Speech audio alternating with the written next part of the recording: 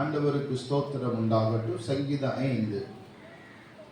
நான் ஒரு வசனம் வாசிக்கிறேன், நீங்க ஒரு வசனம் வாசிக்கிறேன். இப்படி 6 வசனத்தை வாசித்த பிறகு நம் ஆண்டவருடைய வசனத்தை கொஞ்ச நேரம் தியானித்து ஜெபிக்கலாம். கர்த்தாவே, என் வார்த்தைகளுக்கு செவி கொடும், என் தியானத்தை கவனியும்.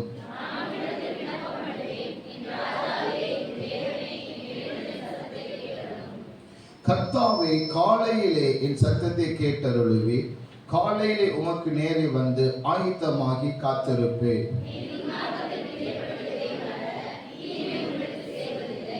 வீம்புக்காரர் உம்முடைய கண்களுக்கு முன்பாக நிலை நிற்க மாட்டார்கள். அக்கிரமக்காரர் யாவரையும் வெறுக்கிறீர். இன்னொரு முறை 6ஆவது வசனத்தை சேர்ந்து வாசிக்கிறோம். பொய் பேசுகிறவர்களை அழிப்பி, இரத்த பிரியனை சூதுள்ள மனுஷனை கர்த்தர் அருவருக்கிறார். ஒரு நிமிடம் ஜெபிச்சரலாம். ஆண்டவரே, நீர் வார்த்தையாகிய தேவன், எங்களோடு பேசுங்க, எங்களுக்கு சொல்லித்தாங்க, கற்றுத்தாங்க. இயேசு கிறிஸ்து மூலம் பிதாவே, ஆமென். சரி, ஒரு காரியம் உங்களுக்கு சொல்லுகிற மனதில் வைத்துக் கொள்ளுங்கள் அல்லது முயற்சியுங்கள். ஜெபத்தில் ஒரு தேவ பிள்ளை ஜெபம் பண்ணி முடித்தால் ஒரு 6 காரியம் அவங்களுக்குள்ளே உண்டாகணும். 1, ஜெபம் பண்ணி முடித்த போது இருதயம் திருப்தியா இருக்கணும். 2வது, இருதயத்தில் சமாதானம் இருக்கணும். 3வது, சந்தோஷம் இருக்கணும். 4வது, பிரசன்ஸை உணரணும். 5வது, பிரசன்ஸை பார்க்கணும். 6வது, தேவதூதனை பார்க்கணும். 7வது, வானத்தின் பூமியை உண்டாக்கின கர்த்தரை பார்க்கணும். இன்னொரு முறை சொல்லட்டா கடகடன்னு. ஒரு தேவ பிள்ளை அவருடைய ஜெபத்துக்கு உயிர் இருந்துச்சுன்னா, செத்த ஜெபம் வேற, சரியா? நான் செத்த ஜெபத்தை பத்தி சொல்ல வரல. உயிருள்ள ஜெபம் அல்லது உயிருள்ள கிறிஸ்தவ வாழ்க்கை, அதை பத்தி சொல்றேன். ஒருவர் ஜெபம் பண்ணி முடிச்சாங்க அப்படின்னு சொன்னா அவங்க இருதயத்தில் என்ன இருக்கணும்? திருப்தி இருக்கணும், சமாதானம் இருக்கணும். 2வது. 3வது, சந்தோஷம் இருக்கணும். 4வது, பிரசன்னத்தை உணரணும். 5வது, பிரசன்னத்தை பார்க்கணும்.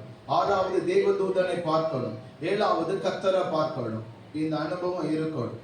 அதுதான் சரியான ஒரு உயிருள்ள கிறிஸ்தவ வாழ்க்கை அல்லது செத்து போன ஒரு கிறிஸ்தவ வாழ்க்கை. நடமாடுகிற சடலம் போல ஒரு மனுஷன் ஒரு மனுஷி வாழுகிறாங்க அப்படின்னு. ஆண்டவருக்கு ஸ்தோத்திரம் உண்டாகட்டும். இது இந்த மாதிரி நம்ம ஜெபத்தில் இந்த மாதிரி உயிர் இருக்கணும். ஆண்டவருக்கு ஸ்தோத்திரம். ஒரு உயிர் இருக்கணும். ஆண்டவருக்கு ஸ்தோத்திரம். அதே போல ஒரு மனிதனை கர்த்தர் சந்திப்பதற்கு வேதாகமத்தில் வைத்திருக்கிற ஒரு 7 பாதைகள். என்ன பாதைகள் அப்படின்னு கவனிச்சீங்கன்னா, 1, கனவிலே ஆண்டவர் ஒரு மனிதனோடு இடைப்படுகிறார், பேசுகிறார். 2வது, தரிசனத்திலே கர்த்தர் இடைப்படுகிறார், பேசுகிறார். 3வது, யாரோ ஒருவரை கொண்டு தீர்க்க தரிசனமாய் கர்த்தர் பேசுகிறார். 4வது, உணர்வின் மூலம் கர்த்தர் பேசுகிறார். 5வது, தேவதூதனை கொண்டு பேசுவார். 6வது, தேவ சத்தம் வானத்தில் இருந்து கேட்கும். 7வது, கர்த்தரே வந்து நின்று பேசுவார். இதெல்லாம் பைபிள்ல தான் இருக்குது, சரிதானா? இப்படிலாம் கொஞ்சம் எனக்கு அனுபவம் உண்டு அப்படின்னு யாரா இருக்கிறீங்களா?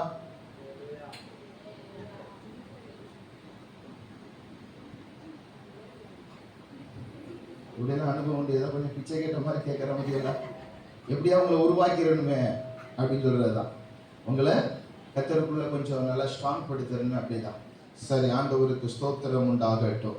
அப்போ இதெல்லாம் தேவன் நமக்கு வைத்திருக்கிற பாதைகள். இதெல்லாம் அறியாம ஏதோ வந்தோம், அப்படியே ஒரு 2 பாட்டு பாடணும், உயிர் இருந்துச்சோ உயிர் உள்ளியோ செத்துதோ பிழைச்சதோ அதெல்லாம் இல்லாமல் மணி எப்போ முடியும், எப்போ வீட்டுக்கு போகலாம், சிக்கன் மட்டன் பீஃப் ஏதாவது வாங்கி வச்சு சாப்பிட்டுட்டு அப்படி ஒரு தூக்கத்தை தூங்கிட்டு அப்புறம் நம்ம வேலையை செய்யலாம், அப்படி கிடையாது. அதெல்லாம் செய்யுங்க, அவசியம்தான். அதை விட இது ரொம்ப முக்கியமானது. சரி, இப்போ நம்ம வசனத்துக்குள்ளே போகலாம்.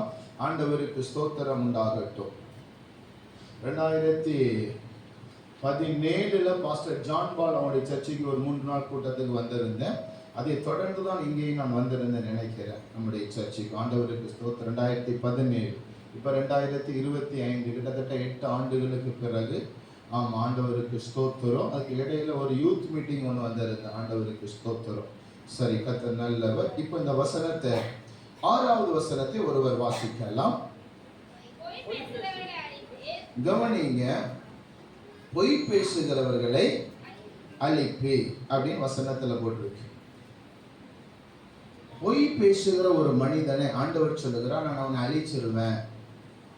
இப்போ ஒரு தம்பி, ஒரு ஒரு வாலிப மகன், அப்படியே தாயார் இரவு 8:45 மணி ஆகுது, ஒரு ஃபோன் பண்றாங்க, தம்பி நாங்கள் எல்லாரும் சாப்பிட்றதுக்கு ரெடியாக உட்காந்துருக்குறோம், சீக்கிரம் வந்துருமா அப்படின்னு சொல்றாங்க. அவர் சொல்றாரு, நான் வந்துடுறோமா அப்படின்னு சொல்லுவார். ஒரு 5 நிமிடம் ஆயிட்டு மறுபடியும் ஃபோன் பண்ணுவார், தம்பி நாங்கள் சாப்பிட்டுக்கிட்டு இருக்கிறோம், நீ எங்க இருக்கிற, இன்னும் வந்துடுறோமா அப்படின்னு சொல்லுவார்.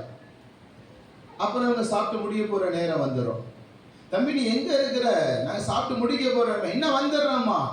இதுக்கு பேர் என்னது? இதுக்கு பேர் என்னது? சத்தமா சொல்லுங்க, இதுக்கு பேர் என்னது? பொய். பொய். சரி, இப்போ நம்ம தூத்துக்குடி பஸ் ஸ்டாண்டுக்கு நம்ம போறோம். ஒரு ஜவுளி கடைக்கு போயிட்டு ஒரு வேலை இருக்கு, பக்கத்துல ஒரு பழக்கடைக்கு போக வேண்டிய ஒரு சின்ன வேலை இருக்குது. ஆப்பிளோ ஆரஞ்சோ மாதுளையோ தேவைக்கு ஏற்றபடி வாங்க. பக்கத்துல ஒரு செருப்பு கடைக்கு போக வேண்டிய ஒரு வேலை இருக்குது. செருப்பு பழசா போயிட்டு பிரதர், பிஞ்சிட்டு பிரதர், நான் அதெல்லாம் செருப்பு எடுக்கணும். பக்கத்துல வேற ஒரு வேலையா ஒரு பொருள், சைக்கிளுக்கு ஒரு பொருள் அல்லது பைக்குக்கு ஒரு பொருள் வாங்கணும். அதுல ஒரு கடை இருக்கு, அந்த கடையில போய் அந்த ஒரு பைக்குக்கு கேபிள் ஒன்று மாற்ற வேண்டியது இருக்கு, அந்த பொருள் வாங்க வேண்டியது இருக்குது. ஒருவர் நம்மளை பார்த்துக்கிட்டு வந்து புறப்படும் போது கேட்குறாங்க, நீங்க எங்க போறீங்க, வெளியே கிளம்புன மாதிரி தெரியுது. அப்போ நான் பஸ் ஸ்டாண்டுக்கு போறேன் என்று சொல்லலாம். இல்லை நான் அந்த பைக்குக்கு அந்த கேபிள் வாங்க போறேன்னா, ஜவுளி கடைக்கு போறேன்னா, அப்புறம் செருப்பு வாங்க போறேன்னா அப்படின்னு அடுக்க வேண்டிய அவசியம் கிடையாது. சரிதானா? அவசியம் கிடையாது. அப்ப இதுக்கு பேர் பொய் அல்ல. இன்னும் வாரமா, இன்னும் வந்துட்டோமா, இன்னும் போயிட்டோமா. இதனாலே ஆட்டோக்காரன் நிறைய பேர் வாழ்க்கையில் நிறைய நன்மையை இழந்துடுறாங்க. புரியுதா உங்களுக்கு? தாளமுத்து நகர் கூட வந்திருக்க மாட்டாங்க, எங்க வந்துட்டு சொல்லுவாங்க, சுனாமி, இது என்ன சிலுவை பெட்டியா, சிலுவை பெட்டி அந்த கார்னருக்கு வந்துட்டு அப்படின்னு நிறைய ஆட்டோக்காரங்க என்ன செய்வாங்க, சொல்லுவாங்க. அவங்க என்ன நினைக்கிறாங்கன்னா, இந்த ஆஃபரை விட்டுறக்கூடாது அப்படின்னு நினைக்கிறாங்க. ஒரு முறை கொஞ்சம் கவனிக்கிறீங்களா? அல்லேலூயா. என் சத்தத்தை கொஞ்சம் ஹெவியா ஏற்ற முடியல, இங்க மைக்கெல்லாம் கொஞ்சம் அங்கே இங்கே போக விட மாட்டேங்குது, இதெல்லாம் கொஞ்சம் சரியா பண்ணுங்க, இது கொஞ்சம் கரெக்டா இல்ல. ஆமா, என்னை கொஞ்சம் அங்கே இங்கே போக விட மாட்டேங்குது, கொஞ்சம் கவனிங்க. நான் அல்லேலூயா சொல்லிங்கன்னா யாரோ தூங்குறீங்கன்னு அர்த்தம். அல்லேலூயா. போன வாரம் சர்ச்சில் பிரசங்கம் பண்ணி கொண்டு இருந்தேன். பின்னாடி ஒரு ஐயா தூங்கிக்கிட்டே இருந்தார். சோத்திரம். சின்ன பிள்ளைகள்லாம் தூங்கிக்கிட்டு இருந்தாங்க. எல்கேஜி யூகேஜி படிக்கிற பிள்ளைகள்லாம் தூங்கி கொண்டு இருந்தாங்க. 5:30க்கு ஆராதனை, 6:30 மணிக்கு ஆராதனை முடிவு அடையுது. நான் பிரசங்க நேரத்துக்கு வந்தேன். ஏமா அந்த பிள்ளை எழுப்பி விடு, ஏமா இந்த பிள்ளை எழுப்பி விடு, தம்பி எந்திரிச்சு உட்காரு. உங்க ஸ்கூல்ல இப்படி படுத்த விட்டுக்குவாங்களா? விட்டுக்குருவாங்கன்னா நீங்க சொல்லுங்க, இந்த பிள்ளைகளை பத்தி ஒன்றும் சொல்லக்கூடாது. நான் ஒன்றும் சொல்ல மாட்டேன். உங்க ஸ்கூல்ல நான் படுத்துக்குருவேன், எங்க டீச்சர் என்ன செய்ய மாட்டாங்க, ஒண்ணுமே. அப்படி ஒரு ஸ்கூல் இருக்குதா? உலக ஆசீர்வாதத்தை கொடுக்கிற அந்த ஸ்கூலே அவ்வளவு ஸ்ட்ரிக்டா இருந்தா, ஆண்டவர் என் கையில கொடுத்த ஊழியத்துல, சரிதானா? இப்போ பிள்ளைகளை எழுப்பி விட சொல்லிட்டேன். பிள்ளைகள் மடியில தூங்கிட்டு இருந்தாங்க, அங்க தூங்கிக்கிட்டு இருந்தாங்க. சின்ன பிள்ளைகளே இவர் எழுப்பி விட சொல்றாருன்னு சொன்னா பெரிய ஆளுக்கு எப்படி இருந்திருக்கணும்? அலர்ட்டா. அவர் நல்லா தூங்குறார். நான் சொன்ன சிரிச்சுக்கிட்டே, ஏன் பிரசங்கத்தை கேட்டுட்டே தூங்குறீங்க அப்படின்னு எல்லாரும் அவரை திரும்பி பார்த்துட்டாங்க. அவர் பிரசங்கம் பண்ணி முடிய சொல்றாரு, பிரதர் இப்படி சொல்லாம சொல்லிட்டேன். என்ன சொன்ன? தூங்காதீங்கன்னு சொன்னேன். கொஞ்ச நாள் 2-3 நாள் கழிச்சு சில நண்பர்களா பேசிக்கிட்டு இருந்தோம். அப்பா அவர் சொன்னார், அண்ணன் நம்ம பிரசங்கத்தை கேட்டு என்ன, பவுல் பிரசங்கத்தை கேட்டு விட்டு செத்தே போயிட்டான். எப்பா, பவுல் பிரசங்கத்தை கேட்டு மாடியிலிருந்து தூங்கி கீழே விழுந்து செத்துட்டான். அவரை பவுல் உயிராகிட்டாரு. இப்ப சாகவும் வேண்டாம், உயிரும் ஆக்கவும் வேண்டாம். கவனிக்கிறீங்களா? சரி, ஆண்டவருக்கு ஸ்தோத்திரம். இது முடிச்சுட்டு அடுத்து இன்னொரு யூத் மீட்டிங் பேசணும். ஆண்டவருக்கு மகிமை உண்டாகட்டும். அப்ப கவனிங்க. உங்க மைக்கு என்ன கீழே இறங்கி போய் விட மாட்டேங்குது.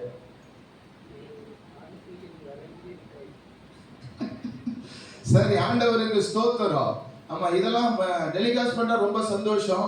உள்ளவங்களுக்கு முதல்ல சரியா டெலிகாஸ்ட் ஆகணுமே. வெளியே டெலிகாஸ்ட் பண்றதா சந்தோஷம் தான். உள்ளவங்களுக்கு முதல்ல சரியா சரியா உள்ள போய் சேர வேண்டியது இருக்கு. சரிதான மக்களே?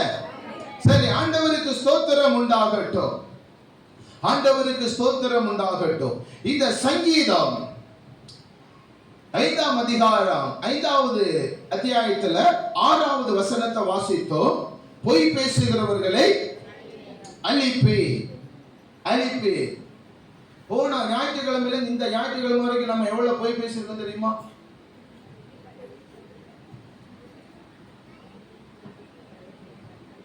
நான் ஒரு பொய் கூட சொல்லல பிரதர்.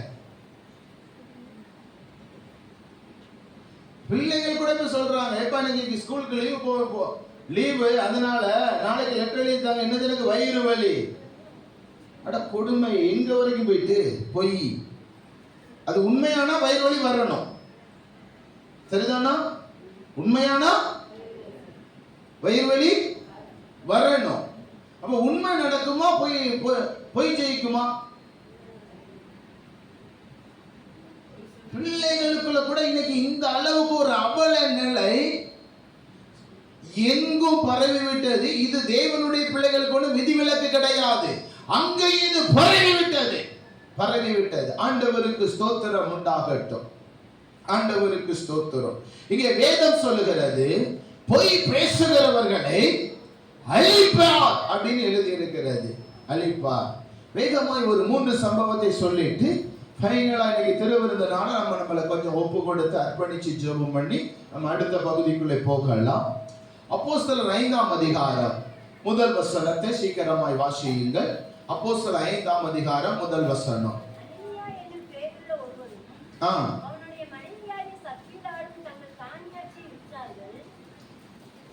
வாசிங்க. கவனிங்க. இப்போ இந்த சம்பவம் உங்களுக்கு எந்த அளவுக்கு புரியுதுன்னு தெரியல. 4ஆம் அதிகாரம் கடைசி 3 வசனத்தை வாசிங்க, அப்போ உங்களுக்கு புரியும்.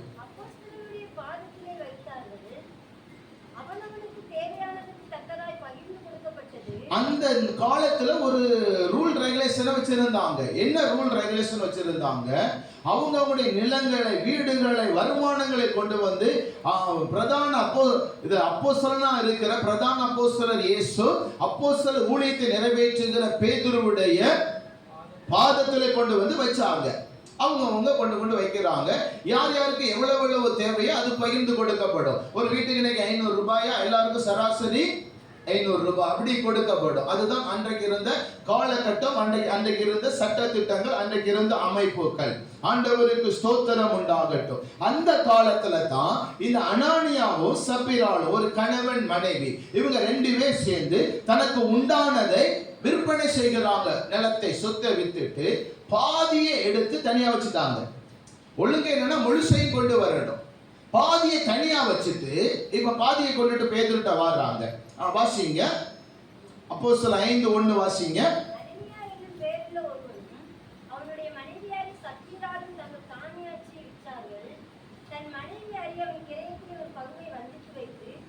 ஒரு பங்கை கொண்டு வந்து அப்போஸ்தலருடைய பாதத்திலே வைத்தான். பேதுரு அவனை நோக்கி, அனனியாவே, நிலத்தின் கிரயத்தில் ஒரு பங்கை வஞ்சித்து வைத்து பரிசுத்த ஆவியினிடத்தில் பொய் சொல்லும்படி சாத்தான் உன் இதயத்தில் இறக்குவது என்ன? அதை விற்கும் முன்னே அது உன்னுடையதா இருக்கவில்லையோ? அது விற்ற பின்பும் அதன் கிரயம் உன் வசத்தில் இருக்கவில்லையோ? நீ உன் இதயத்தில் இப்படிப்பட்ட எண்ணம் கொண்டது என்ன? நீ மனுஷனிடத்தில் அல்ல, தேவனிடத்தில் பொய் சொன்னாய் என்றான். அனனியா அந்த வார்த்தையை கேட்கவே விழுந்து ஜீவனை விழுந்து செத்து போயிட்டார். விழுந்து. அப்போ பொய் சொல்லும்படி பிசாசு இருதயத்தை நிரப்பினது என்ன?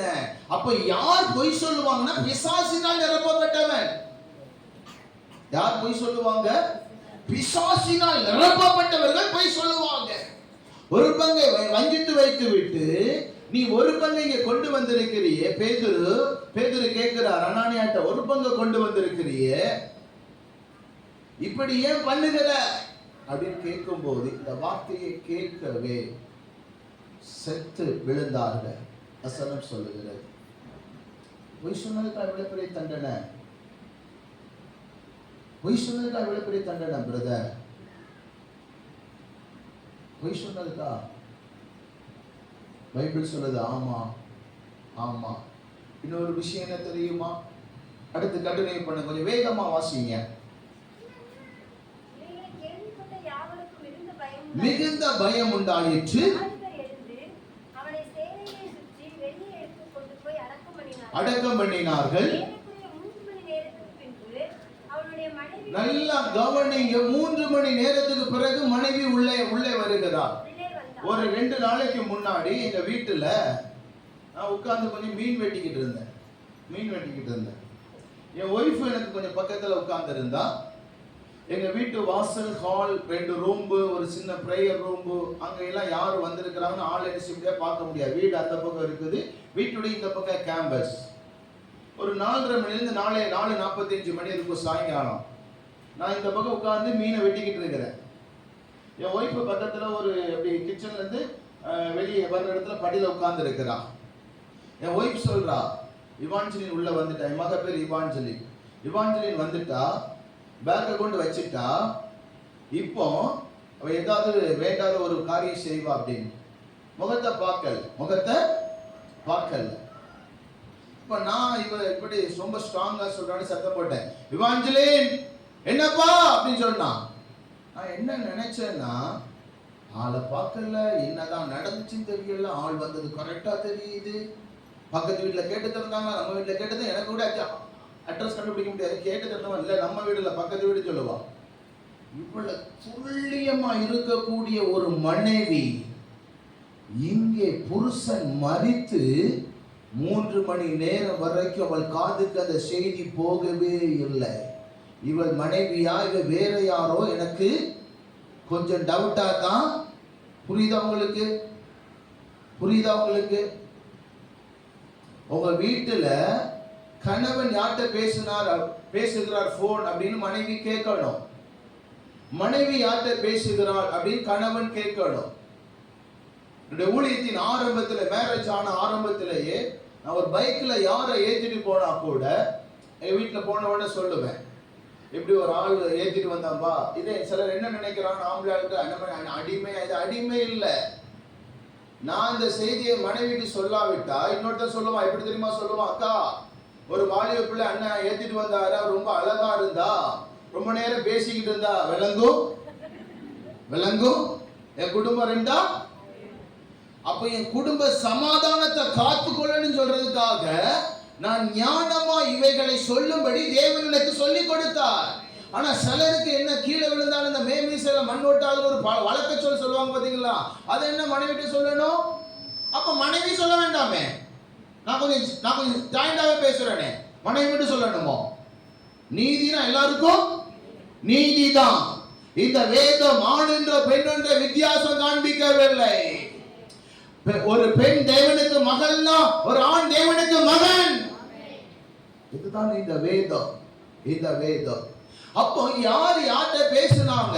புருஷன் இல்லாத நேரம் இவங்க எல்லாம் வந்தாங்கன்னா அவர் வந்த உடனே சொல்லணும், அவர் எப்படி வாராரு, முகம் எப்படி இருக்குது, கொஞ்சம் ஒரு மாதிரி வாராரு, சீறி பாஞ்சிர புயல் அவர் முகத்துல தெரியுதுன்னா அமைதி ஆயிரம். காஃபி கீப்பி கொடுத்து ஒரு 1/2 மணி நேரம் அந்த புயல் எல்லாம் மாறி தென்ற வீசுற மாதிரி இருந்துச்சுன்னா அப்ப சொல்லணும். கொஞ்ச நேரத்துக்கு முன்னாடி ஒரு அக்கா வந்தாங்க, இப்படி ஒரு காரியம் சொல்லிட்டு போனாங்க. கொஞ்ச நேரம் கழிச்சு ஒரு ஆள் வந்தாங்க, இப்படி ஒரு காரியம் சொல்லிட்டு போனாங்க. சொல்லணும். சொன்னாதான் அது குடும்பம் இல்ல, சொல்லாத குடும்பம் இல்ல, அது வேற என்னமோ. அப்போ இதெல்லாம் ரொம்ப அவசியம். பிள்ளைகள் யார்கிட்ட பேசுறாங்க, பிள்ளைகள் ஏன் இவ்வளவு நேரம் வரையில, எங்க இருக்கிறாங்க, என் பிள்ளை இந்த நேரத்துல எங்க இருப்பான், எங்க இருக்கணும், இதெல்லாம் பிள்ளைகளுக்கு தெரிஞ்சிருக்கணும். பெற்றோர் பிள்ளைகளுக்கு சொல்லிக் கொடுக்கணும். இந்த வேதத்தோடு நீங்க எவ்வளவு நேரம் செலவு பண்றீங்க பிரதர்? நான் ஒரு உண்மையை சொல்லட்டுமா? சாயல்புரத்துக்கு ஒரு ஊழியத்துக்கு போயிருந்த 3 மாசத்துக்கு முன்பதாக 5ஆம் கிளாஸ் படிக்கிற ஒரு தம்பி ஜெபம் பண்ணினேன். அவன் மேல அப்படியே மொபைல் ஒட்டி வைத்திருக்குது. மொபைல் எங்க ஒட்டி வச்சிருக்கு? மொபைல் கடையில தான் இருக்கும். இவன் மொபைல் கடையா இருக்கிறான். எப்படின்னா மொபைல நோண்டுறது இல்ல. அப்ப நான் அவன்கிட்ட சொன்னேன், தம்பி நீ மொபைல ரொம்ப நோண்டுற, இந்த மொபைலை விட்டு மனம் திரும்ப, கர்த்தர் உன்னை ஆசீர்வதிப்பார். 5ஆம் கிளாஸ் படிக்கிற ஒரு மகன் ஒரு 3 மாதம் கழிச்சு திரும்ப போயிருக்கிற அப்படி தாய் சொல்றாங்க, பிரதர் 3 மாசத்துக்கு முன்னாடி வந்தீங்க, அப்ப நீங்க இப்படி ஒரு வெளிப்பாடு கர்த்தர் சொன்னீங்க. அதுக்கு முன்னாடியே வீட்டுக்காரர் சொல்லுவார், தம்பி மொபைல் ரொம்ப நோண்டாத தம்பி அப்படின்னு சொல்லுவாரு. இவன் கேட்க மாட்டான். அப்பா சொல்றதுக்காக ஒரு 5 நிமிஷம் 10 நிமிஷம் கேட்போம், அவ்வளவுதான். அதுக்கப்புறம் இரவு பகல் எல்லாம் அதுல என்னென்னமோ இருக்கு, அதெல்லாம் நோண்டி நோண்டி அந்த விளையாட்டு அது இது அந்த ப்ரீபேக்காமா என்னமோ இதுக்கு எனக்கு வாயில கூட வர மாட்டேங்க. ஆண்டவருக்கு ஸ்தோத்திரம். இதெல்லாம் ரொம்ப நோண்டிக்கிட்டே இருப்பான் பிரதர். ஆனா நீங்க வந்து ஜெபம் பண்ணிட்டு போனீங்க, இப்போ என் பிள்ளை மொபைலை தொடவே மாட்டான் பிரதர். இரவு பகலா இந்த பைபிளை படிக்கிறான். நான் சொல்றேன் 3 அதிகாரம் படிச்சா போதும் மகனே அப்படின்னு சொல்றோம், கேட்க மாட்டேங்கிறான். இல்ல நான் சீக்கிரம் பைபிள் படிச்சு முடிக்கணும். அடுத்து சொன்னாங்க ஸ்கூல் படிப்பிலே நம்பர் 1 இதுல பிள்ளை. அல்லேலூயா. இங்கேயே நிறைய பேர் மொபைலோட இருக்கிறீங்கல்ல, எனக்கு தெரியுது, என் கண்ணுக்கு நிறைய பேர் சுத்துது மொபைல். நிறைய பேர சுத்துது மொபைலோட. சிலர் சுத்துறீங்க. மொபைல் எதுக்கு? எப்பொழுதும் அதை நீங்க பார்த்துக்கிட்டே இருந்தீங்கன்னா 10 வருஷம் வச்சு கண்ணு தெரியாம போயிடும். நான் சாபம் போட வரல. பாவத்தின் சம்பளம் மரணம் என்று வேதம் சொல்லுகிற ரோமர் 6:23. பாவத்தின் சம்பளம் மரணம். உன் கண் இடற உண்டானா கண்ணை பிடிங்க, காது இடற உண்டானா காதை எடுத்துரு. நானா சொன்னேன்? பைபிள்ல இயேசு சொல்லி இருக்கிறார். மொபைல் சுத்துது சிலர. இந்த மொபைல் நரகத்துக்கு நேரா கொண்டு போயிடும். மொபைலை தூக்கி கவனமா வை. மொபைல் நம்மளை ஆண்டு கொள்ற மாதிரி இருந்துச்சு அப்படின்னு சொன்னா தொடாம எப்படி பிரதர் இருக்க முடியும்? இப்ப ஸ்கூல்ல உள்ள பாடம்லாம் அங்கதானே வருது. அப்போ நான் ஒரு உண்மை சொல்லி தரட்டுமா? ஒரு 5 அதிகாரம் வாசிக்காம மொபைலை தொட மாட்டேன் அப்படின்னு ஒரு பிரதிஷ்டை பண்ணுங்க. ஒரு 1/2 மணி நேரமாவது கர்த்தர் நல்லா பாடி துதிச்சு ஆவியில நிரம்பி ஜெபம் பண்ணாம இந்த மொபைலை நான் தொட மாட்டேன் அப்படின்னு சொல்லுங்க. காலையில பிள்ளைகள் ஸ்கூலுக்கு ஒரு 8:30 மணிக்கு போறீங்க அல்லது 8 மணிக்கு ரெடி ஆகுறீங்க. கிட்டத்தட்ட நம்ம சாயங்காலம் 4 மணில இருந்து 5 மணிக்குள்ள பிள்ளைகள் வீட்டுக்கு வர்றாங்க. கிட்டத்தட்ட மத்தியில எத்தனை மணி நேரம் இருக்குது? கணக்கு ஓடாதா? ஆண்டவருக்கு ஸ்தோத்திரம். கிட்டத்தட்ட ஒரு 8 மணி நேரம் அதுக்குள்ள இருக்குது. சரிதானா? இருக்குது. 8 மணி நேரம் இருக்குது. ஆமா. இந்த 8 மணி நேரத்துக்குள்ள ஒரு 1 hour ஆண்டவரோடு செலவிட்டுருங்க. அப்படி நீங்க செலவிட்டுட்டீங்கன்னா மொபைல் மேல உங்களுக்கு ஜெயம் கிடைக்கும். ஜெயம் கிடைச்ச பிறகு நீங்க வந்ததுக்கு அப்புறம் தான் பாடம்லாம் எடுத்து படிப்பீங்க. அப்படிங்க படிச்சா அது மொபைல் உங்களை என்ன செய்யாது? இழுக்காது. மொபைலுக்குள்ள கண்டதுக்குள்ள நீங்க என்ன செய்ய மாட்டீங்க? போக மாட்டீங்க. அது உங்களுக்கு சேஃப்டியா இருக்கும். ஆனாலும் பெற்றோர் பிள்ளைகளை கவனிக்கணும். என்ன பிரதர், பிள்ளைகளையும் கவனிக்கணும், எங்க அம்மாவே கவனிக்கணுமே, எங்க அப்பாவே கவனிக்கணுமே அப்படின்னு இருக்குது. நீங்க என்னமோ எங்களை பத்தி மட்டும் ஏதோ சொல்றீங்க, எங்க அம்மா போய் சொல்லுங்க. அப்படி இருக்குதோ? ஆவியானவர் ஆமல்ல சொல்றாரு, கவனிங்க. ஆண்டவருக்கு ஸ்தோத்திரம் உண்டாகட்டும். ஏசாயா 58 அதிகாரம் 1-2 வசனம் என்ன சொல்லுகிறது? வாசியுங்கள்.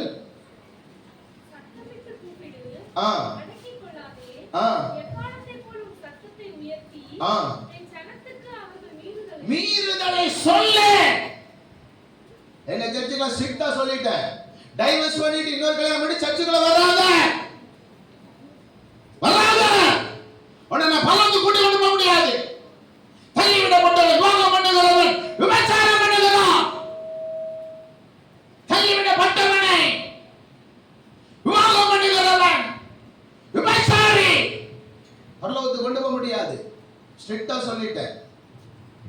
ஞானஸ்நானம் கொடுக்க முடியாது, பெருவிருத்தம் கொடுக்க முடியாது.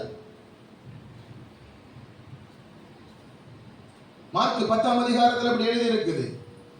மத்தேயு 19 அதிகாரத்தில் அப்படி எழுதி இருக்குது. மத்தேயு 5 அதிகாரத்தில் அப்படி எழுதி இருக்கு. மனைவியானவள் புருஷனை விட்டு பிரிந்து போக கூடாது. இல்ல அவர் சரியில்லை, பேசுறதுக்கு இடமில்லை, பிரிந்து போக கூடாது. பிரிந்து போனால் விவாகம் இல்லாதிருக்க கடவை. ஏன் ஐயா எழுதி வைத்திருக்கிறான்? இன்னொரு கல்யாணம் இல்லாதிருக்க கடவை. இல்ல இவ சரியில்லை, இன்னொரு டைவர்ஸ் பண்ணி இன்னொரு கல்யாணம் பண்ணிக்கிறலாம். இப்படி கல்யாணம் பண்ணிட்டு பைபிளை தூக்கிட்டு அட்டூழியம் என்ற ஊழியக்காரன் எழுப்பி விட்டான். கொஞ்சம் ரொம்ப ராங்கா பேசணும். உண்மையை பேசுறேன். ராங்கா பேசணும். உண்மையை பேசுகிறேன். மனைவியான புருஷனை விட்டு பிரிந்து போக கூடாது. பிரிந்து போனால் விவாகம் இல்லாதிருக்க கடவன் அல்லது ஒப்புரவாக கடவன். 1 கொரிந்தியர் 7ஆம் அதிகாரம் 10வது வசனம். அந்த அதிகாரம் கடைசி முடியும் போது வசனம் அழகா சொல்லுது, மனைவி மரித்த, புருஷன் மரித்த பிறகு, மரணத்தை ஒப்பிடப்பட்டிருக்குது, மரித்த பிறகு அவள் புருஷனுடைய பிரமாணத்திலிருந்து விடுதலையாக்கப்படுகிறாள். புருஷன் என்ன சொல்றானோ மனைவி கீழ்ப்படிந்து நடக்கணும். மனைவி என்ன செய்யணும்? ஒரு புருஷன் அன்பு வைக்கணும். வெளியே போயிட்டு வீசின கை வெறுங்கைமா வரக்கூடாது. மனைவி என்னத்தை விரும்பி சாப்பிடுவாள் என்று தெரிந்திருக்கணும். மனைவிக்கு எது பிடிக்குன்னு தெரிந்திருக்கணும். கல்யாணமாய் 10 வருஷமாய் 5 வருஷமாயும் இன்னும் எங்க அம்மாக்கு என்ன பிடிக்கும்? அப்ப அம்மாவோட ஏன் கல்யாணம் பண்ண? மனைவிக்கு பிடிச்ச ஒரு சின்ன காரியத்தை கூட வாங்கி கொடுக்க முடியாது. என்ன வேதம் சொல்லுகிறது? வேதம் சொல்லுகிறது புருஷன் மரித்த பிறகு அவள் அந்த பிரமாணத்திலிருந்து விடுதலையாக்கப்படுகிறாள். அதுக்கு அப்புறம் கர்த்தருக்கு உட்பட்டிருக்கிற ஒருவனை, தனக்கு விருப்பமான ஒருவனை என்ன செய்யலாம்? கல்யாணம் பண்ணிக்கொள்ளும்படி விடுதலை ஆகிறார். இந்த பைபிள்ல தான் எழுதியிருக்குது. அம்மா, உங்க பைபிள் எப்படி எழுதியிருக்கோ? இல்லையோ இல்லையோ இல்லையோ எல்லா பைபிளும் அப்படிதான் எழுதியிருக்குது. ஆனா வசனத்தை உள்டா அடிக்கிற ஒரு கூட்டம் எழுதிட்டு, மரித்த பிறகு அப்ப அதுக்கு முன்னாடி என்ன செய்ய செக் பண்ணணும். இவன் சரியான புருஷன் தானா? இவன் சரியான ஆள் தானா?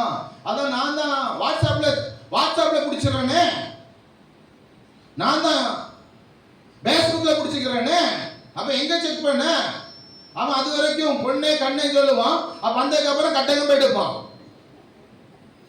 அப்புறம் கட்டகம்புக்கு முடிவு பரலோகமே சொல்ல, எனக்கு தெரியாது, நீ குழியை தோண்டின நீயே விழு, நீ குழியை தோண்டின நீயே விழு. பரலோகமே சொல்லிடுறோம். பரலோகமே சொல்லிடுறோம். ஏன் வாலிபத்திலே சிலர் சொல்றாங்க, இப்படி செய்யாத தம்பி, இப்படி செய்யாத, நாங்களாம் ஏன் தொண்டை தண்ணி கொடுக்கணும்? எப்படி தொண்டை தண்ணி ஏன் கொடுக்கணும்? செய்யாத, அதான் செலக்ட் பண்றது. தேவன் செலக்ட் பண்ணணும். என்னோட 21வது வயது நான் ஊழியத்துக்குள்ள வந்தேன். இந்த பைபிளை நம்பி முழு வாழ்க்கையை ஒப்பு கொடுத்து வருகிறேன்.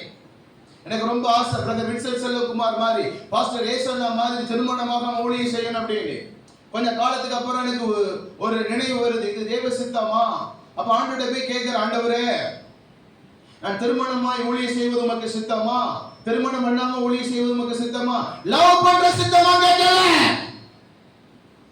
அந்த நபரை பார்க்கிற சித்தமா கேட்கல. என்ன பிரதர் ரொம்ப சொல்றீங்க, என்னமோ சொல்றீங்கல? நான் பிரசங்கம் வேற மாதிரி எங்கேயோ கொண்டு வந்து எங்காக்கவே போகுதுங்க. கண்டிப்பா உங்க பாஸ்டர் மைக்கு கேட்கவே மாட்டாங்க. அல்லேலூயா. லவ் பண்ற சித்தமா? லவ் பண்ற பொண்ணு கிடைக்குமா? நீ வேலைக்காவே போயிடுவ.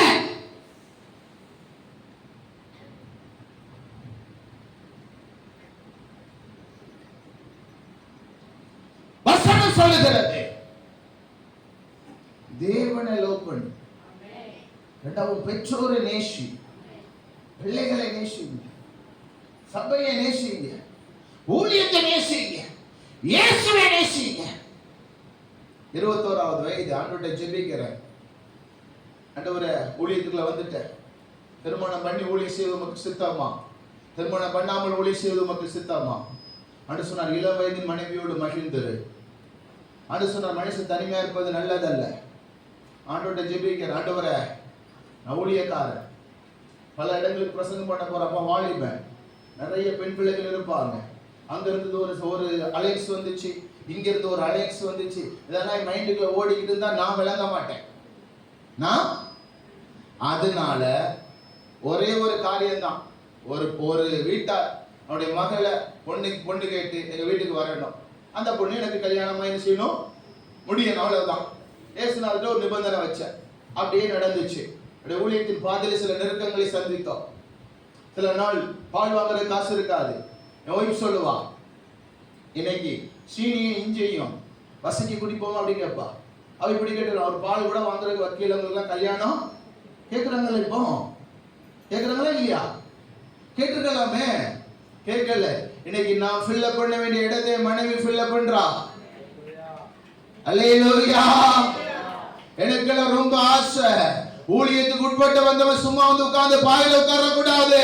இந்த தேசம் பெருசு, அழிந்து போகிற ஆத்துமாக்கள் ஏராளம் ஏராளம். அவங்களுக்கு ஏதாவது ஓடி ஓடி இயேசுவை பத்தி சொல்லிக்கொண்டே இருக்கணும், சொல்லிக்கொண்டே இருக்கணும், சொல்லிக்கொண்டே இருக்கணும்.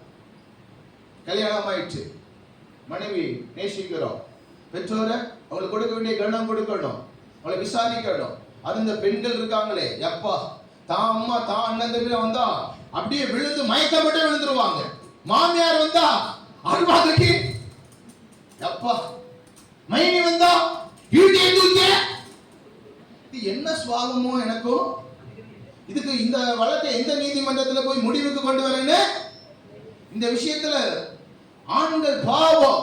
மனைவிக்கு சப்போர்ட் பண்ணவா, அம்மாவுக்கு சப்போர்ட் பண்ணவா. இந்த சில அம்மா மாதிரி சரி அதுதான் சந்தோஷமா வாழ்ந்துட்டு போட்டு விட்டுருவாங்க. சில அம்மா மாதிரி விடவே மாட்டாங்க. ஏன் பிள்ளைதான், ஏன் பிள்ளைதான், ஓ பிள்ளைதாம்மா. எங்க அம்மா பேர் மேரி, 75 வயசு, 70 வயசு ஆயிட்டு. மேரி எங்க அம்மா வந்தான். என் ஒய்ஃப் பேர் ஜென்ரா, இப்ப ஜென்ரா எங்க புருஷன். எங்க அம்மா ஏன் பிள்ளைதான், ஏன் பிள்ளைதான். மடியில வந்து உட்காரு, நல்லா உட்காரலாம்ல. அவ கடைசி உட்கார வச்சிருக்க வேண்டியதானே. யாருமே கேட்டுக்க மாட்டாங்களே. யாரை கேட்டிருப்பாங்க? கல்யாணம் பண்ணி வைக்காம, ஏமா தம்பி நீ என் மடியில உட்காரு, நீ சம்பாதிச்சு என்கிட்ட கொண்டு வா, நானே பார்த்துக்கிறேன் பண்ணிருக்கலாமே. அதெல்லாம் பண்ணல. நிறைய குடும்பங்கள் இப்படி தாறுமாறான வேலை, நிறைய நிறைய நிறைய. ஒரு குறிப்பிட்ட பட்டணத்துக்கு ஊழியத்துக்கு போயிருந்தேன். ஆண்டவருக்கு ஸ்தோத்திரம் உண்டாகட்டும். ஒரு தங்கச்சி நிற மாசம் பிரசவமாகிறதுக்கு இன்னும் சில நாட்கள் இருக்குது. ஜோபத்துக்கு வந்திருக்கிறான். வந்த தங்கச்சி கண்ணீரோடு சொல்றா, பிரதர் என் வீட்டுக்காரட்ட ஒரு முறுக்கு வாங்கி கேட்டேன் பிரதர் சாப்பிடுறதுக்கு. மாமியார் சொன்னாங்க, கொடுக்காத கொடுக்காத கொடுக்காத கொடுக்காத வாங்கி கொடுக்காத. அட மாமி உன்னை கொண்டு, அம்மா அவங்கள திட்டல, நான் சந்திச்ச பிரச்சனையை சொல்றேன். கொடுக்காத கொடுக்காத. அந்த அம்மா பெற்று தந்தா மட்டும் என் கண்ணு இல்ல, என் முத்து இல்ல, என் சந்ததி இல்ல, என் தலைமுறையில கொஞ்சம் மட்டும் தெரியுது. அவன் என்ன பாடுபடுறான். அப்படி தூக்கி வாரி போட்டுட்டு என்ன இது. ஆனா எங்கேயும் மாமனாருக்கு மருமகனுக்கு ஒத்து போக மாட்டேங்கி அடிப்படி அப்படின்னு கேட்க அவ்வளவா முடியல. இந்த மாமிக்கும் மருமகனுக்குள்ள வழக்கு இருக்குது.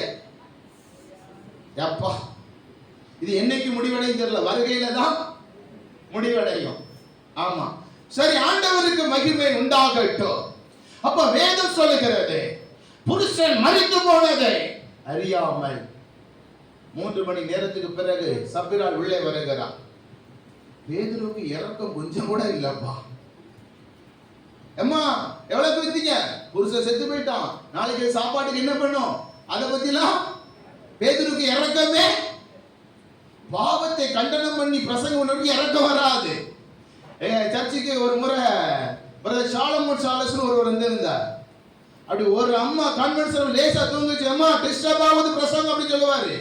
கேட்கல, மறுபடியும் சொல்றாரு, என் பிரசங்கம் டிஸ்டர்ப் ஆகுது அப்படின்னு சொல்லாம சொல்றாரு, தூங்காத அப்படின்னு. ஏமா நான் சொல்லிக்கிட்டே இருக்கேன், ஏமா தூங்கிக்கிட்டே இருக்கிறேன் அப்படி ஒரு மாதிரியாவது மக்களுக்கு தூங்கினாலும் பிரசங்கம் பண்ணு. அப்ப இந்த கல்லுக்கு தான் ஆள பிளாக்கு தான் பிரசங்கம் பண்ணணும். ஆள பிளாக்கே பிரசங்கம் பண்ண முடியுமா?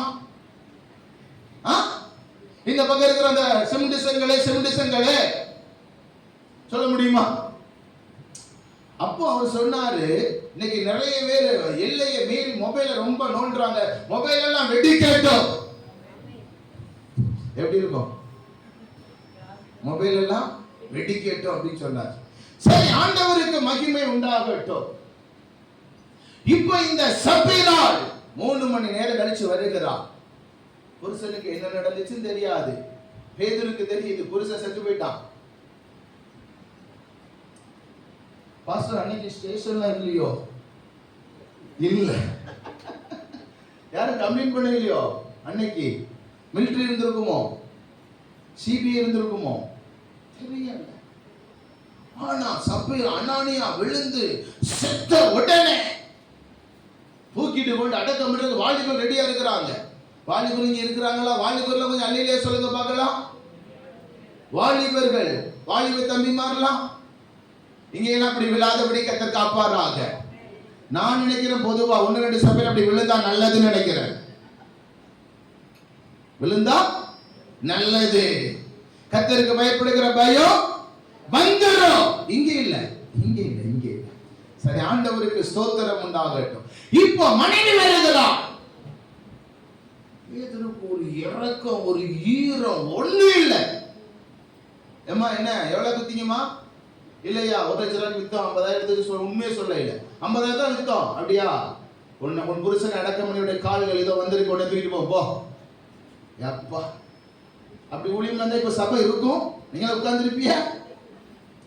இந்த பாஸ்டர் இருக்காரு, என்னமோ சொல்றாருயா. இந்த பாஸ்டர் இப்போ நான் வேற அப்போஸ்தல காலங்கள்ல தான் சபையை ஸ்தாபிச்சிருக்கிறேன். நான் பாஸ்டர்ஸ் காலங்கள்ல சபை ஸ்தாபிக்கல. ஏன்னா கர்த்தர் எனக்கு சொல்லியிருக்கிறார், நீ ஒரு மரமகனே, நீ போகிற இடங்கள் எல்லாம் சபைகளை உருவாக்கணும் அப்படின்னு. அமல்சன் பொதுவாக சொல்றாங்க, அமல்சன் பாஸ்டர் சபை வச்சிருக்காரு பத்தியெல்லாம். அங்க போன திடீர் செத்து ஒருத்தன் விழுந்துட்டான். இந்த பக்கம் யாருமே அப்படிதான் நடக்கும், அப்படிதான் நடக்கும். அப்ப ஆண்டவருக்கு மகிமை உண்டாகட்டும். சப்பிரால் காலி, அனனியாவும் காலி. இந்த சங்கீதம் 5:6 என்ன வாசிச்சோ? பொய் சொல்லுகிறவர்களே அழிப்பே, அழிப்பே, அழிப்பே. 2 ராஜாக்கள் 5ஆம் அதிகாரம் 19ஆம் வசனத்துக்கு கொஞ்சம் வாங்க. 5 நிமிடம் எடுத்துக்கிட்டுமா? வாசிங்க சீக்கிரம்.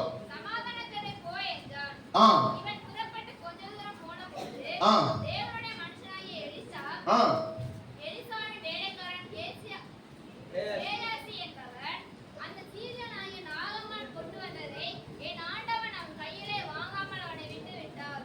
நான் அவன் பிறகே ஓடி அவன் கையிலே ஏதாயிலும் வாங்குவேன் என்று கர்த்தருடைய ஜீவன் மேல் ஆணையிட்டு. பொய், அதாவது எஜமான் சொல்லிட்டா வேண்டாம், அவன்கிட்ட ஒண்ணு வாங்காத நாகமான் அப்படின்னு சொல்லி எலிசா அனுப்பிவிட்டார்.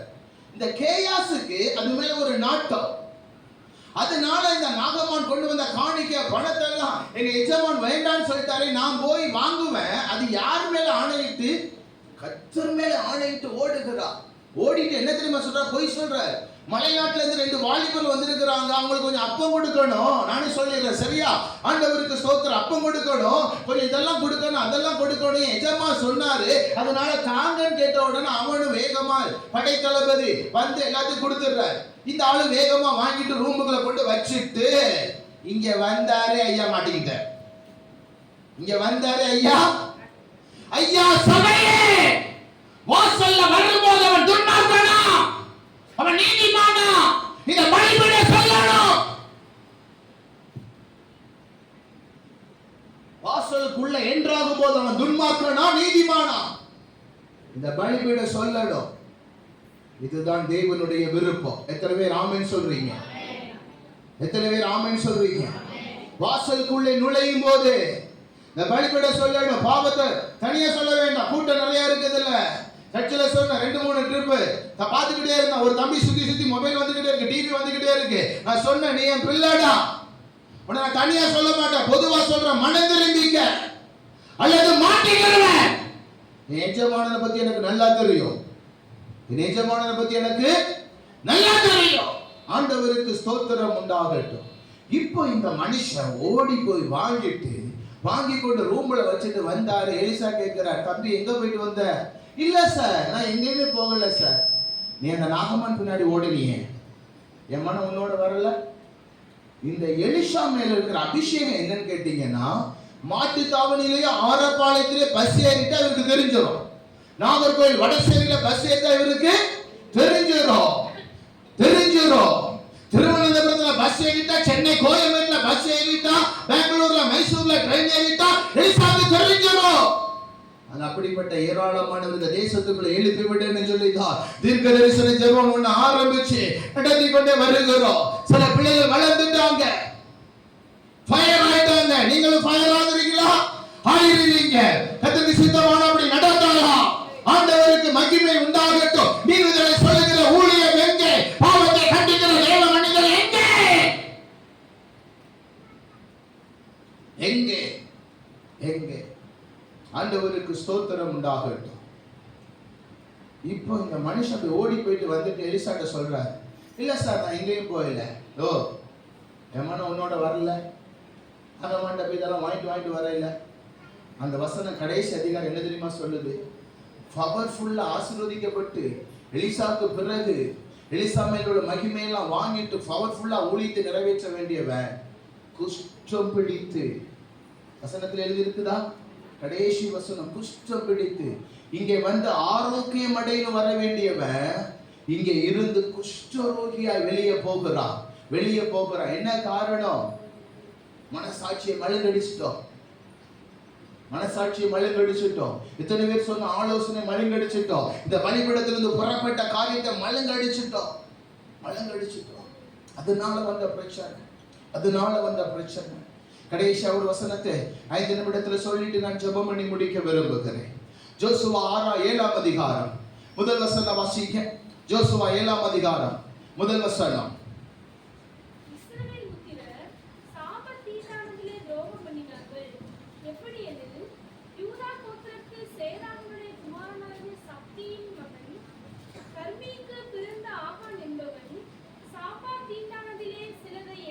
எடுத்துக்கொண்டு ஆண்டவர் யோசுவாவுக்கு சொல்லியிருந்தார், சில பட்டணங்களை பிடிக்கும் போது ஒன்றை எடுக்க கூடாது. இவன் என்ன செய்து போட்டான்? இந்த மனிதன் அங்க இருக்கிற ஒரு பாபிலோனிய சால்வை எடுத்துக்கொண்டான், சில விஷயத்தை திருடினான். 5ஆம் வசனம் சொல்லுது, 36 பேர் செத்து போனாங்க. அம்மா இயேசுவை தேடி வந்திருக்கிறீ, சாட்சியாயிரு. உன் வீட்டை கர்த்தர் அசைப்பார், உன் தெருவை கர்த்தர் அசைப்பார். நான் எப்பொழுதும் மொபைலோட இழுத்து பாப்பான். மொபைல் பே கடவுளுக்கு பிடிச்சிருக்கு போல. காலையில பைபிளை மட்டும் தூக்கி சர்ச்சுக்கு மட்டும் போறான். சொல்ல மாட்டான்.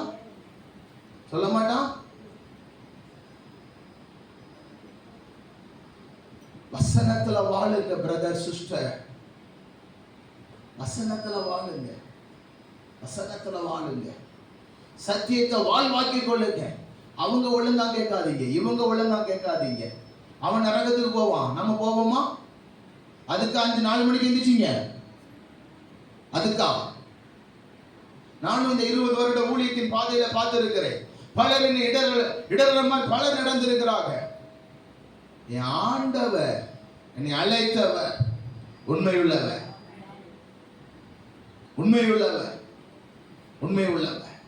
அவருக்கு பின்னாடி நடக்கிறேன். ஆண்டவருக்கு ஸ்தோத்திரம் உண்டாகட்டும். இந்த ஆகான் ஒரு தவறு பண்ணனா 36 பேர். 5ஆம் வசனம் வாசிங்க. யோசுவா 7:5. அவர்கள் ஏறக்குறைய 36 பேரை வெட்டி போட்டார்கள். 36 பேர் மரிக்க ஒரு ஆகான் காரணம். என்ன பிரதர் சொல்றீங்க? தப்பு அவன் தானே பண்ண, அவங்க தான் திருடிச்சு. ஏன் இந்த கூட்டாளி இது? யோசேப்பு நிமித்தம் எகிப்தியன் ஆசீர்வதிச்சா மட்டும் சந்தோஷமோ? யோசேப்பு நிமித்தம் அங்க இருக்கிற யோசேப்புடைய குடும்பம் 70 பேர் ஆசீர்வதிக்கப்பட்டா மட்டும் சந்தோஷம். யோசேப்பு நிமித்தம் தேசம் ஆசீர்வதிக்கப்பட்டா சந்தோஷம். ஆகான் நிமித்தம் 36 பேர் செத்துட்டா. என்ன பைபிள் கணக்கு அதுதான். ஒரு தலைமுறை கர்த்தருக்கு பயந்து, அதாவது கர்த்தருக்கு மீறி நடந்தால் 4ஆம் தலைமுறை வரைக்கும் தண்டிப்பேன் விசாரிப்பேன் சொல்லுகிறார். 4 தலைமுறை நீ மீறி நடக்கும் போது பயந்து நடந்தா 1000 தலைமுறைக்கு இறக்க செய்வார். அப்படியானா நீங்க எந்த நிலத்திலே விதைச்சாலும் அது 100 மடங்கு விளையணுமே. நீங்க கடல்ல வலை வீசினா ஏராளமான மீன்கள் அகப்படணுமே. நீங்க ஒரு காய்கறி கடை வச்சிருந்தா உங்களுக்கு செழிப்பு வரணுமே. ஏன் வரல? கர்த்தருடைய கரம் குறுகிட்டோம். ஏன் வரல? நான் ரட்சிக்கப்பட்டிருக்கிறேன், என் டோட்டல் ஃபேமிலி ஏன் இன்னும் ரட்சிக்கப்படல? அப்போஸ்தலர் 16:31 என்ன செய்ய? ஆண்டவராகிய இயேசு விசுவாசி நீயும் உன் வீட்டாரும் ரட்சிக்கப்படலையே. ஏன் நடக்கல? எங்கேயோ தப்பு நடக்குது. தப்ப சரி செய்யணும். குறைவில்லாத மனுஷன் உலகத்துல ஒருத்தர் இல்ல. ஆனா குறையோட வாழக்கூடாது, குறையை கண்டுக்காமே போக கூடாது. ஆண்டவருக்கு ஸ்தோத்திரம். அப்ப வசனம் சொல்லுகிறது, ஆகான் தப்பு பண்ணான், தண்டனை யோசுவாவுடைய கூட்டத்தாருக்கு. யோசுவா கூட்டத்துல ஆகான் இருக்கிறான். ஆண்டவர் யோசுவாவுக்கு 1ஆம் அதிகாரம் 5ல என்ன சொன்னாரு? மோசே மரித்து விட்டா, பவர்ஃபுல் லீடர், 30 லட்சம் மக்கள் கண் முன்னாடி நிக்கிறாங்க. ஆண்டவர் சொன்னாரு, நீ உயிரோடு இருக்கும் நாளெல்லாம் ஒருவன் உனக்கு முன்பதாக எதிர்ப்பது. இப்ப 36 செத்து போயிட்டான், என் கூட செத்து போயிட்டான். என்ன காரணம்? உள்ள மிஸ்டேக், உள்ள சுகர் பொட்டடிக்குது, பொந்து போடுது, ஓட்ட போடுது சுகர். சில சுகர் ஓட்ட போடு தெரியுமா? பாவம் சுகரை விட மோசமானது, ஓட்ட போடு உள்ள. மத்தேயு 9:2 சொல்லுது, ஒரு மனுஷனை பாவம் கட்டுக்கடையாக்கி விட்டது. இயேசு மனிதனை பார்த்து சொல்லுகிறார், உன் பாவம் மன்னிக்கப்பட்டது, எழுந்து நட. நிறைய பேருக்கு புரிய மாட்டேங்குது. ஆண்டவருக்கு ஸ்தோத்திரம். பாவம், பேய், அப்புறம் நோய் வரும். இந்த நோய் வந்தா மட்டும் தலை வலிக்குது, கால் வலிக்குது. அதுக்கு முன்னாடி 2 வந்துச்சு. என்ன வந்துச்சு? பாவம், அப்புறம் பாவம், அப்புறம் பேய். அதோட நல்ல பின்னி பிணைஞ்சு சந்தோஷமா வாழ்றது. இப்ப தலைவலிக்கு பிரதர், கால் வலிக்கு பிரதர், புடிச்சு இழுக்கு பிரதர், ராத்திரி தூக்க வர மாட்டேங்குது பிரதர், ஜெபம் பண்ணுங்க பிரதர், நானும் ஜெபம் பண்றேன் சிஸ்டர், நானும் ஜெபம் பண்றேன் பிரதர். புரியுதா உங்களுக்கு? புரியுதா? இதெல்லாம் மூன்று நிறைய 3 இருக்கு பைபிள்ல. இயேசு 3ஆம் நாள் உயிர்த்தெழுந்தார். எசேக்கியா ராஜா 3ஆம் நாள் ஆலயத்துக்குள்ளே வந்தார். 3 நிறைய இருக்குது. ஆண்டவருக்கு ஸ்தோத்திரம் உண்டாகட்டும். அப்போ தப்பு பண்ணது ஆகான். ஜோசுவாவுக்கு இப்ப கண்டுபிடிக்க முடியல, என்ன செய்ய? 10ஆம் வசனம் சொல்லுது, வர வேண்டிய இடத்துக்கு ஜோசுவா வருகிறார், முகக்குப்புற விழுகிறார்.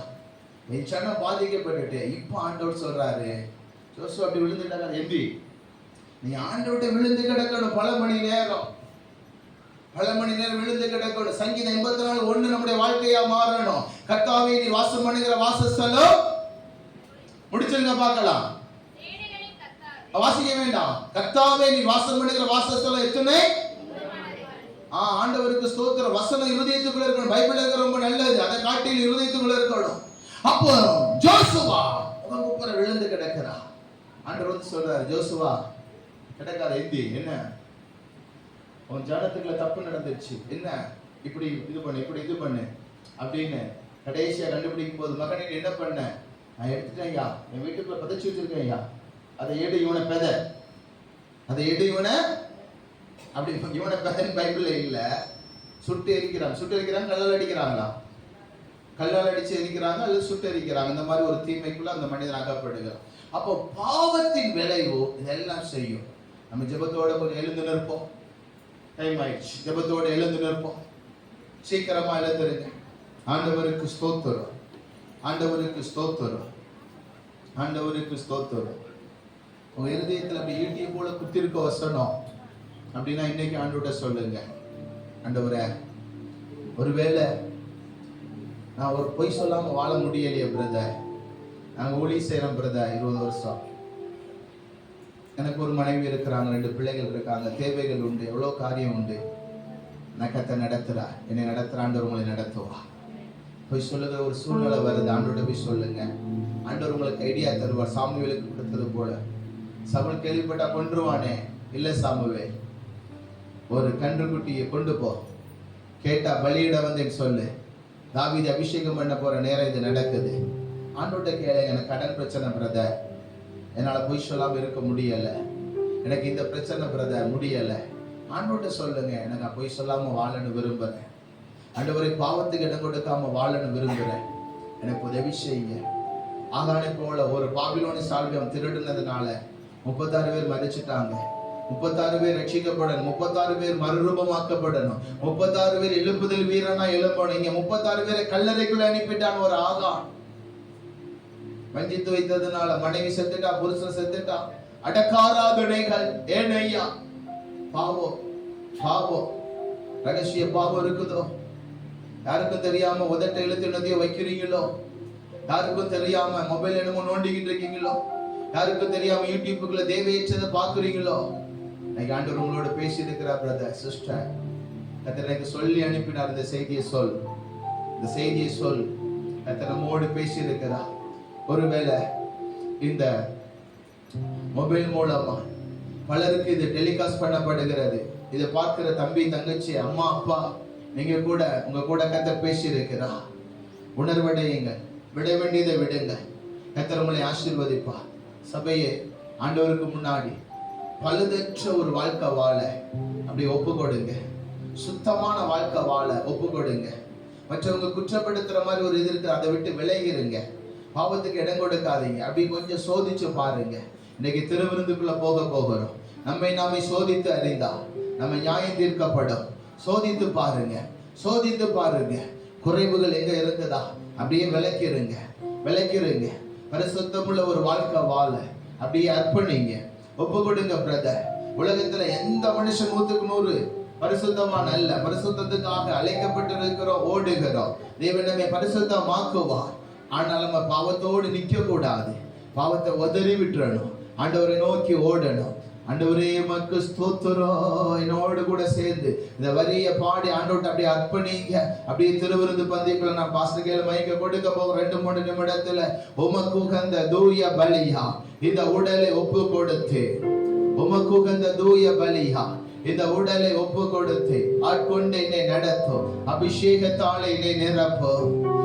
உமக்கு உகந்த தூய பலியா இந்த உடலை ஒப்பு கொடுத்து, உமக்கு உகந்த தூய பலியா இந்த உடலை ஒப்பு கொடுத்து ஆட்கொண்டு என்னை நடத்தும்.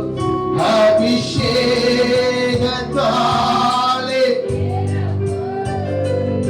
ஆட்கொண்டு என்னை நடத்தும். அபிஷேகத்தாலே நிரப்பும்.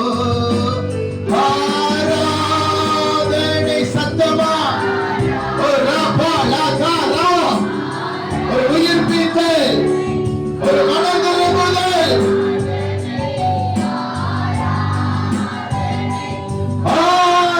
ஆராதனை ஆராதனை ஆராதனை அன்பரே சுராஜனுக்கே. ஆவியான தேவனுக்கே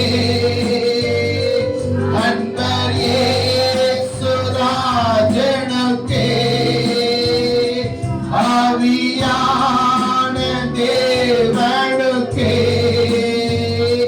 உமக்கு உகந்த தூய உள்ளத்தின் ஆழத்தை சொல்லுங்க பிரதர் சிஸ்டர். ஒப்பு கொடுத்தே உமக்கு உகந்த தூய. பாவத்துக்கு கொடுக்க மாட்டோம்ப்பா, தீமைக்கு கொடுக்க மாட்டோம்ப்பா. ஏசப்பா ஆட்கொண்டு என்னை நடத்தும். அபிஷேகத்தாலே நிரப்பும். ஆட்கொண்டு கையை கட்டாதீங்க, கர்த்தரை ஆராதியுங்கள். அபிஷேகத்தாலே நிரப்பும். ஆராதனை சத்தமா விசேஷித்த வல்லமை. ஓ ராபா காதா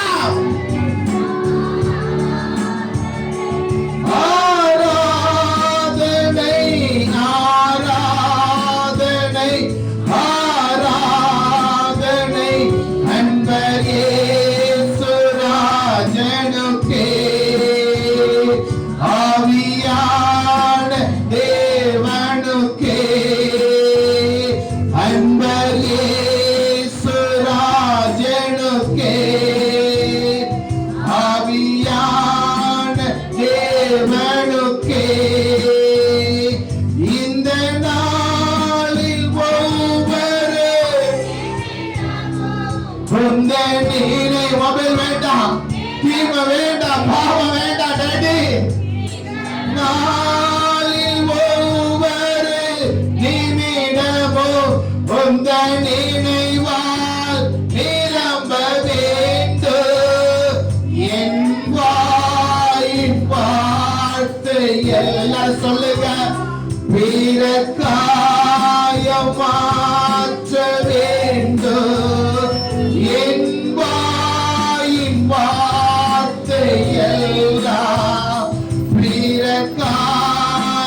மாற்ற வேண்டும். ஆராதனை ஒரு வல்லமை அன்பர் இயேசு ராஜனுக்கே ஆவியான தேவனுக்கே அன்பர் இயேசு ஆவியான தேவனுக்கே. அப்படி வளர்ந்தவங்க ஏசப்பா, இவ்வேளை உங்களை நான் துக்கப்படுத்திட்டேன். இனி எப்படி செய்ய மாட்டேன், இனி எப்படி செய்ய மாட்டேன். ஒருவேளை பெற்றோரை, உடன் பிறந்தவங்களை, பிள்ளைகளை, கணவனை, மனைவி துக்கப்படுத்திட்டேன். சடக்கு சடக்கு கோபம், சடக்கு சடக்கு எரிச்சு, சடக்கு சடக்கு விரக்தியான வார்த்தை, என் குடும்பத்தை நானே உடைச்சிட்டேன். இனி எப்படி செய்ய மாட்டேன் ஏசப்பா. எனக்கு தந்த குடும்பம் விலையேற பெற்ற பொக்கிஷம், எனக்கு தந்த பெற்றோர் விலையேற பெற்ற பொக்கிஷம், எனக்கு தந்த பிள்ளைகள் விலையேற பெற்ற பொக்கிஷம். உங்களை சந்தோஷப்படுத்துவேன் ஏசப்பா. 2 நிமிடத்துல முடிக்கிறேன். சிலருடைய இடுப்புல பலவீனம் இருக்குது, சிலருடைய கால்களுக்குள்ள பலவீனம் இருக்குது. ஏதோ ஒரு விதத்துல டிஸ்டர்ப் பண்ணப்படுறீங்க. இந்த பலவீனம் மாறக்க அவர் ஜெபம் பண்ணிட்டு முடிக்க போற 2 நிமிடத்துல. அப்படி என் கால்கள்ல பலவீனம், மற்றவங்க எல்லாரும் அப்படி கைகளை கீழே போட்டுக்கொண்டு அப்படி ஜெப நிலையிலே காணப்படுங்க. என் காலுக்குள்ள பலவீனம், என் கையில, என் இடுப்புல பலவீனம் பிரதர். அது சில அசுத்தாவி உங்க சரீரத்தை பாதிச்சு வச்சிருக்க என் கண்ணுக்கு தெரியுது. அவியானவர் கண்ணை திறந்து காண்பிக்கிறா. அப்படி பலவீனத்தை நான் உணர்கிறேன் அப்படி சொல்றவங்க மட்டும் கரங்களை உயர்த்தி, ஆமாப்பா எனக்கு அந்த பலவீனம் இப்ப மாறட்டும் அப்படின்னு சொல்லுங்க. இப்ப மாறும், இப்ப மாறும். உங்களோடு சேர்ந்து நான் ஜெபம் பண்ண போறேன் பிரதர், சிஸ்டர் ஜெபம் பண்ண போறேன். பலவீனத்தோட நீங்க பிரயாணம் பண்ண வேண்டாம் பிரதர். கர்த்தர் உங்களுக்கு சுகம் தருவா. இது கர்த்தருடைய சபை, கர்த்தர் இங்க எழுந்தருளி இருக்கிறா. தகப்பனே, யாருக்கெல்லாம் இந்த பலவீனம், இடுப்புல பலவீனத்தை கொண்டு வந்திருக்கிற பாம்பின் ஆவி இயேசு கிறிஸ்துவின் நாமத்தில் நீ விலகி போ, விலகி போ, விலகி போ இயேசுவின் நாமத்தில், விலகி இயேசு கிறிஸ்துவின் நாமத்தில். கால்களுக்குள்ளே பலவீனத்தை கொண்டு வந்திருக்கிற பொல்லாத ஆவி விலகி இயேசு கிறிஸ்துவின் நாமத்தில், விலகி விலகி விலகி விலகி இயேசு கிறிஸ்துவின் நாமத்தினால. அவருடைய சரீரம் எல்லாம் ஒருவேளை இந்த டெலிகாஸ்ட் பண்றது மூலம் இந்த மொபைல்ல ஆண்டவரே, வேற இந்த மாதிரி மொபைல்ல, வாட்ஸ்அப்ல, யூடியூப்ல இந்த ப்ரோக்ராமை பார்க்கறத மக்களுக்காக ஜெபிக்கிறேன். அவங்க மேலே உங்க கரம் அமரட்டும், அவங்க மேலே உங்க வல்லமை அமரட்டும். இந்த ஆலய ஆராதனை வந்து பங்கு பெற்றிருக்கிற மக்கள் பலவீனப்பட்ட அவயங்கள் இயேசு கிறிஸ்துவின் நாமத்திலே பலன் கொள்ளட்டும், தேவ மகிமை இறங்கட்டும். ஒரு பூரண சுகம், ஒரு பூரண விடுதலை உண்டாகட்டும் ஐயா. அந்த எலும்பு நரம்பு சதையெல்லாம் ஆண்டவருடைய வல்லமை இறங்கட்டும், இறங்கட்டும், இறங்கட்டும், இறங்கட்டும். ஒரே ஒரு நிமிடம். சிலருக்குள்ளே தற்கொலை பண்ணி செத்து போயிடலாம் அப்படின்னு ஒரு எண்ணம் இருக்குது. சிலர் அப்படி அகப்பட்டு இருக்கிறீங்க பிரதர் சிஸ்டர். அப்படிப்பட்ட இந்த சூழ்நிலை இப்ப மாறட்டும் இயேசுவின் நாமத்தில். இந்த கயிறுகள் அறுக்கப்படட்டும், அறுக்கப்படட்டும் இயேசுவின் நாமத்தில். தற்கொலை எண்ணங்களை கொண்டு வந்த ஆவிகள் விலகட்டும், மன உளைச்சலை உண்டாக்குற ஆவிகள் விலகட்டும் இயேசுவின் நாமத்தில். விலகட்டும், விலகட்டும், விலகட்டும். உடைய கரம் எல்லார் மேலே அமரட்டையா, அமரட்டையா. எங்களை ஒப்பு கொடுக்கிறோம், எங்களை ஒப்பு கொடுக்கிறோம், எங்களை ஒப்பு கொடுக்கிறோம் சுவாமி.